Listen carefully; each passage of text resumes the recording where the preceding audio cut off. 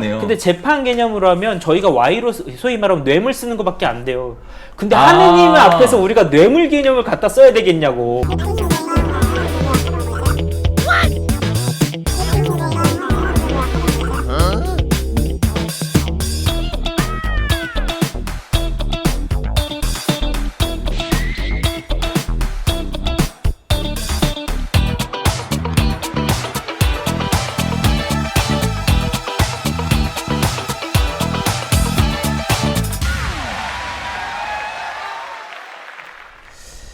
신부님, 연옥의 존재를 알고 돌아가신 분들이 가톨릭 교리상 어떻게 되는지 아는데도 귀신의 존재를 가톨릭에서 어떻게 설명하는지, 또 왜 저는 귀신이 무서운지 궁금합니다. 라고 하셨네요. 이게 말이 네, 그러니까 연옥의 존재나 이제 교리상으로 돌아가신 분들이 어떻게 되는지 알지만, 그렇죠. 왜냐면 아마 그 개념이실 것 같아요. 가톨릭 교리상은 사람이 죽으면 이미 심판이 모두가 끝났기 때문에, 왜냐면 이 세상 바깥으로 넘어가시는 거잖아요. 죽음이라는 건. 그 말은 시공간 개념이 없어지는 거잖아요.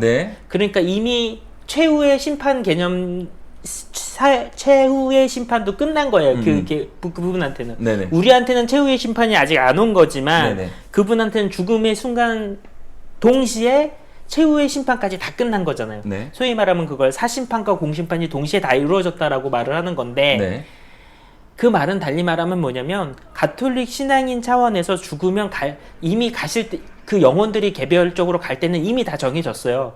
천국, 지옥, 아니면 연옥.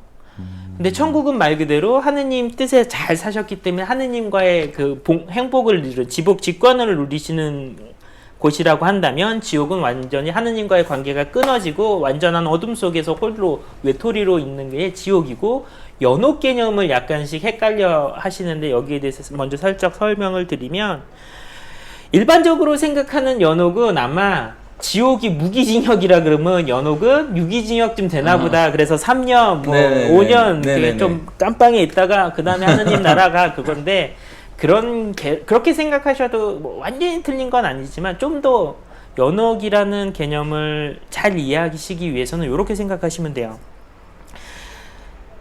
우리가 너무나 사랑했던 사람이 있었는데, 그분한테 내가 잘못할 수 있잖아요. 애인이 됐건 부모님한테 됐건. 근데 부모님은 다 용서해줬어 이미.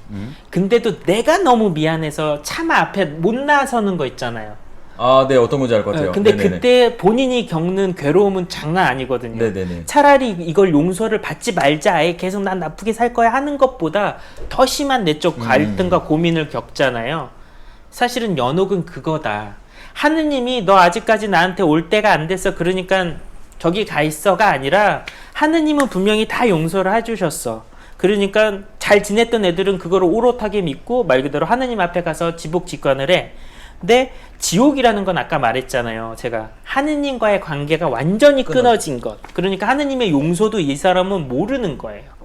아예 완전히 끊어졌기 때문에. 그래서 외톨이로 처박혀져 있다기보다는 연이 끊어졌으니까 이분이 말하는 좋은 얘기가 아무것도, 좋은 영향력이 아무것도 안 가는 상태니까 얼마나 지옥이냐라는 거죠.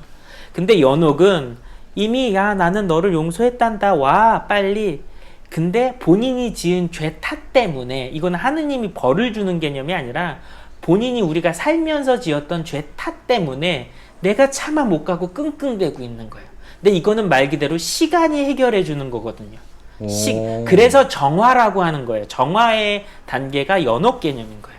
그런 것들이, 그래 진짜 맞지, 내가 잘못한 것도 맞지만 하느님은 다 용서해 주신다고 하셨어, 나도 그렇게 신앙생활을 해줬지, 그러면서 한 풀 두 풀 어떻게 보면 본인의 죄의식 혹은 본인의 자만심이라고도 할 수 있죠. 그런 것들이 닳고 닳아서 하느님 이제서야 저 정말 왔습니다 했을 때 연옥이 끝나고 천국에 들어가시는 거죠.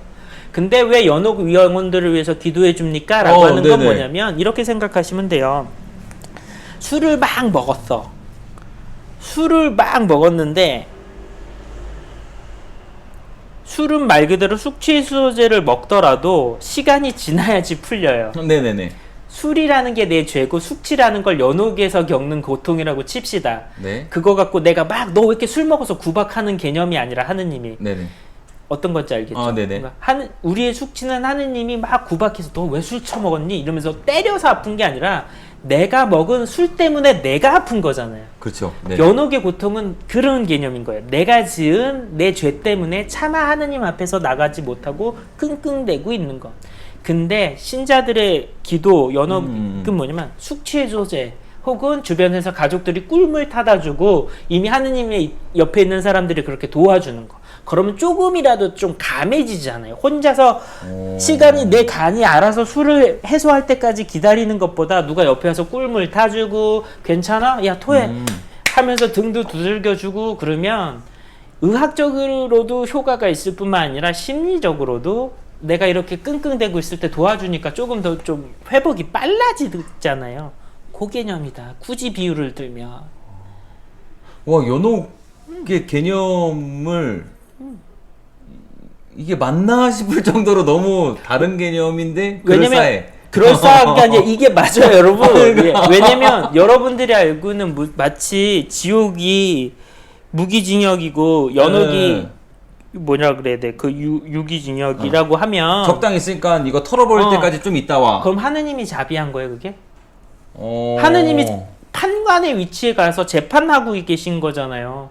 우리 구약에서는 그런 모습이 분명히 있어요. 근데 신약에서 예수님이 바꿔주셨던 건 뭐냐면 분명히 우리 하느님은 옳고 그름을 나누시고 정의를 행하시는 하느님이지만 그 정의에 앞서 늘 우리를 불쌍하게 하고 자비를 베푸시는 분이라 그랬잖아요. 그분이 말하는 하느님의 정의라는 건 이건 잘못된 거야, 이건 틀린 거야 라는 걸 알려주는 거지, 그렇기 때문에 잘못했으니까 이 새끼 꼬라박아 이게 아니라는 거예요. 근데 알려주셨잖아요. 옳고 그름의 하느님이니까. 근데 이건 잘못된 거야 하는 순간 내가 안다는 거죠. 아, 내가 정말 잘못했구나. 근데 이 상황에서 어떻게 바로 이분한테 가지? 그래서 연결되는 게 철부지 어린이와 같이 되라고 하는 게 왜 말이 연결되냐면 어린 아이들은 정말로 잘못한 것도 알아듣지만 그럼에도 불구하고 엄마가 불렀으면 엄마 하고 달려가잖아요. 우리가 오히려 어른이 돼서 연옥에 가는 경우가 더 많아요. 그래서 네. 제가 들었던 것들이 껴맞춰지는 느낌인데 뭔가? 왜 어린이와 같이 되라 그랬을까요? 그럼 1, 2, 3, 4 숫자도 못 세고 그렇게 바보같이 살으라는 소리인가? 그게 아니잖아요. 아이들은 내가 이거 떼찌 하고 그때 혼날 때는 잘못됐어요 그러지만 엄마가 그래 그러면 왜 그랬어 툭툭 털고 가서 이제 맘마 먹자 그러면 간단 말이에요. 근데 머리가 크면 클수록 이쪽에서는 이미 용서를 했다 그랬는데도 스스로가 이거 어떻게 뻔뻔스럽게 좋게 말하면 되게 예의 바른 것 같고 머리가 큰 것 같지만 어떤 의미는 그런 머리는 키우지 말아라 오히려 라는 거죠. 네. 자신이 알고 있고 자신이 스스로를 옥죄는 거예요. 못 받아들이고. 그런 개념으로. 근데 그럴 때 도움을 주는 게 연옥의 영혼들을 위해서 기도해 주라는 게 옆에서 숙취 마치 술 많이 먹었을 때 꿀물 타주고 등 두들겨주고 그러면 조금이라도 빨리 해소가 되는 것처럼. 그렇네요. 우리가 연옥 영혼을 위해서 왜 기도를 하겠어요? 가족들이 엄마 괜찮대 빨리 또 속 해갖고 빨리 나와 그런 이렇게 거죠. 하는 거네요. 근데 재판 개념으로 하면 저희가 Y로 소위 말하면 뇌물 쓰는 것밖에 안 돼요. 근데 하느님 앞에서 우리가 뇌물 개념을 갖다 써야 되겠냐고. 우리가 기도해 줄 테니까 용서 좀 해주세요 이런 개념은 아니네. 아닌 거. 오히려 그 연옥 영혼한테 괜찮아 빨리 와. 야 나 믿고 와. 내가 도와줄게. 혼자 가기 뭐해? 그럼 내가 같이 가줄게. 성인들의 정부가 그런 거죠. 다시 알게 됐어요. 네. 어쨌든 그리고 귀신의 존재도 말씀하셨는데. 귀신은 그런 점에서 귀신은 만약에 가톨릭 신앙인에게 찾아오는 귀신이 있다면 영혼이 있다면 돌아가신 분의 영혼이 있다면 그분은 좋은 분이어야만 해요. 왜? 하느님의 사자로 말 그대로 천상에 있는 하느님 나라에 있는 분이 하느님의 뜻을 전달해 주기 위해서 가브리엘 천사처럼 네. 우리한테 와서 좋은 얘기를 해주시거나 그러시는 개념이 아니라면 나머지 것들은 다 악령들이 변신한 거죠. 악령들, 그러니까 정말 그분의 영혼이 아니라 악령들이 이 사람의 약점을 알고 그 사람의 이 사람이 가장 좀 마음 흔들릴 만한, 왜냐면 악령도 영이기 때문에 능력이 있거든요. 근데 우리가 천사를 믿고 천사의 능력을 믿는 것처럼 악령도 분명히 존재한다. 책도 나왔잖아요. 요즘에 오히려 되게 웃겨진 게 악마의 존재를 안 믿어요. 악마 얘기하면 되게 고루하고 옛날 사람 같지 않은데, 우리 정통신앙에서는 하느님과 천사의 존재, 꼭 선한 영적인 존재를 믿는다면 악한 영의 존재도 있다라는 걸 인정할 수밖에 없다. 그리고 그 악한 영도 능력이 있기 때문에 찾아올 수 있다라는 거죠. 그 사람의 모습을 흉내내서. 그런데 다시금 말씀 핵심 정리하자면, 정말 나의 아빠의 영혼이 귀신으로 와서 이럴 수는 없다.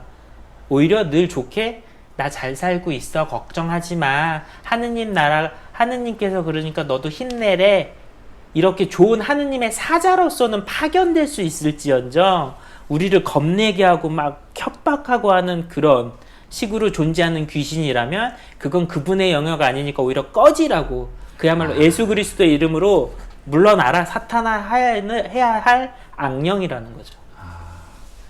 정리하면 돌아가신다, 무조건 천국, 연옥, 지옥 중에 끝났다.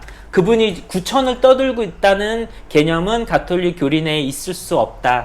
유일한 경우는 하느님이 파견하신 경우인데, 그때는 늘 하느님의 사저로서 좋은 좋은 역할을 하러 오시는 거지 겁을 주거나 협박하러 오실 리가 절대 없다.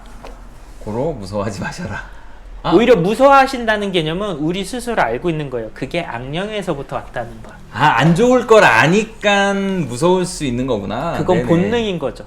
양이 늑대를 한 번도 안 봤어도 늑대 소리를 들으면 움츠려드는 거죠. 그러니까 기본적인 개념만 알고 계시면 돼요. 우리는 돌아가시는 순간 다 구천을 떠도는 분은 없다.